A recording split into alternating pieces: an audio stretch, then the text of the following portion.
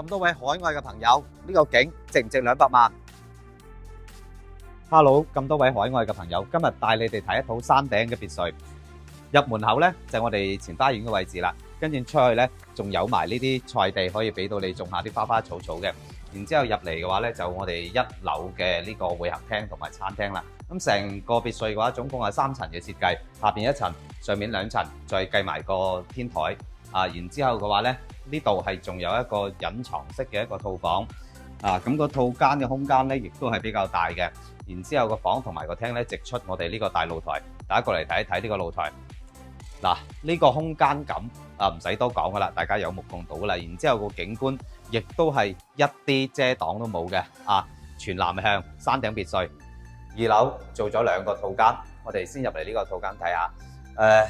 洗手間啦、衣櫃啦，全部有晒，空間亦都足夠嘅，米八床3面落床冇問題。最主要咩啊？個景非常之開闊，非常之靚，每一日瞓醒都可以望到呢個咁嘅景觀。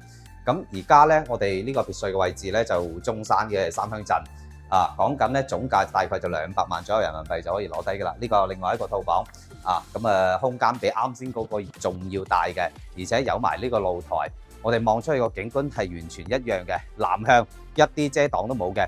200萬人民幣就可以攞低啦。有興趣嘅朋友快啲聯繫我。